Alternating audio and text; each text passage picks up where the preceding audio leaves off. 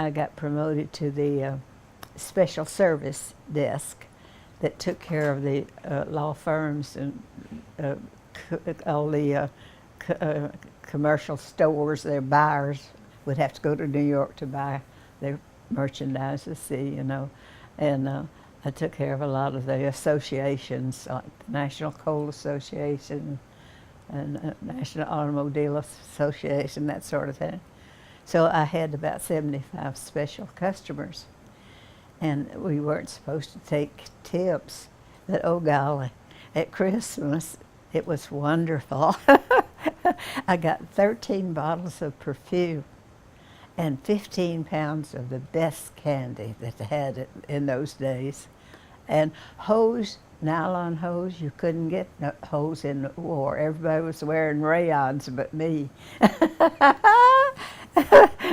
So I was dressed proper. We had no air conditioning in the offices at that time, and we wore broomstick skirts.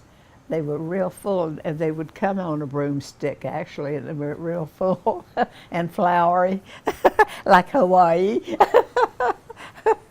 Oh my! So, well, anyway, that's where I stayed on special services, taking care of them. And at that time, the White House did not have a transportation office. And so I got to do some of their work, and the guys in the travel office up there would walk down to our office to get the tickets. And so there again, we got cases of bourbon and stuff. And at Christmas and Thanksgiving, we got turkeys from the White House as gifts. Isn't that odd gift? But when in those days you couldn't get meat, and at the grocery store you might be allowed a stick of butter, 2 pork chops if you had 2 people in the family, and sugar was limited, and shoes were rationed.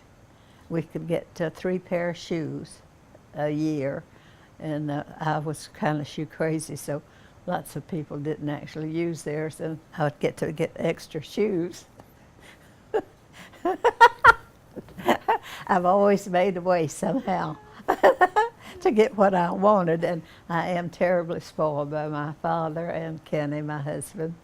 And the day I went in there, I loved it. We were all college students, and oh my, we had a ball. We worked hard. We worked 6.5 days a week.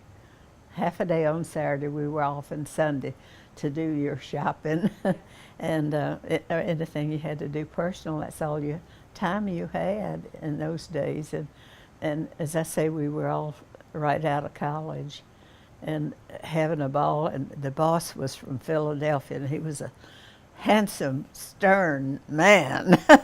And he said, called us all together there at one time before we got off work, and he said, I'm telling you now, leave your personality at the door. That scared the liver out of us. But he turned out to be really, really quite nice. He was kind of a social-like guy, a family of that type, I meant to say. And so it was an enjoyable job, and I would have worked on if I hadn't had cancer. I'd have stayed as long as they had kept me.